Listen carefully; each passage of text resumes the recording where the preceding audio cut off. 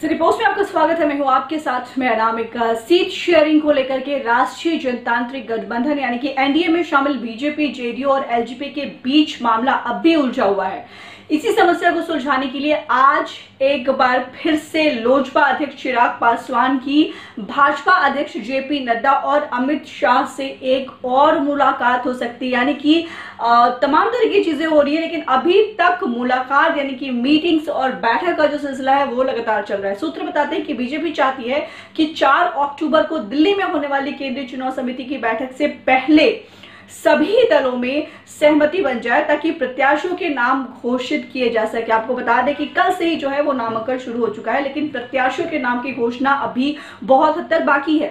बता दें कि बिहार विधानसभा चुनाव के प्रथम चरण के लिए 1 अक्टूबर यानी कि मैंने बताया कि कल से ही नामांकन शुरू हो गया, लेकिन एनडीए का हिस्सा लोजपा रहेगी या नहीं ये भी अभी तक तय नहीं है। दरअसल लोजपा जो है वर्ष 2015 के विधानसभा चुनाव में बीजेपी के साथ थी और उसके 42 उम्मीदवार मैदान में थे, पर इस बार एनडीए का हिस्सा जदयू भी है। ऐसे में जदयू की दावेदारी के बाद लोजपा को 2015 के बराबर नहीं मिल सकती है, पर चिराग पासवान इसी मांग पर अड़े हुए हैं। लगातार चिराग पासवान के जो तेवर हैं वो तल्ख चल रहे हैं। इसके साथ ही साथ ये बात भी सामने आ रही है कि लोजपा अगर एनडीए में रहकर चुनाव लड़ती है तो उसे कौन कौन सी सीटें मिलेंगी ये अभी तक तय नहीं है। वर्ष 2015 की बात करें तो लोजपा को 2 सीटों पर विजय मिली थी। बहरहाल लोजपा सुप्रीमो चिराग पासवान की भाजपा के आला नेताओं से कई दौर की बात हुई है और अभी तक की जो बातचीत है वो लगातार जारी है। हालांकि बातचीत तो काफी दिन से चल रही है, लेकिन मसला जो है वो अभी तक हल नहीं हो रहा है। वहीं इस मामले में अब तक लोजपा से खफा जदयू के सुर भी बदलते दिख रहे हैं। एनडीए में सीट शेयरिंग को लेकर के चल रहे खींचतान के बीच जेडीयू प्रवक्ता राजीव रंजन ने कहा कि बहुत ही जल्दी सब कुछ ठीक हो जाएगा। अब ये बहुत जल्द वाला जो वक्त है वो पता नहीं कब तक आएगा।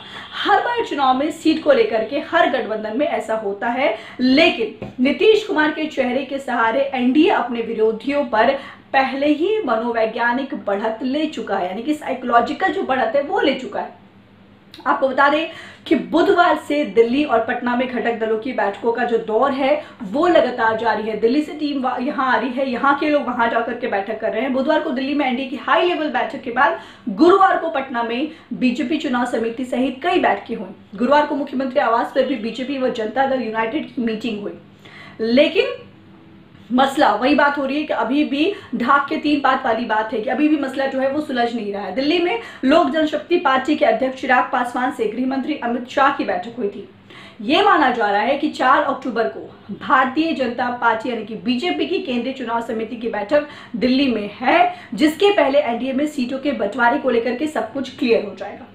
तो फिलहाल इस खबर में इतना ही। नाम का खुद दीजिए।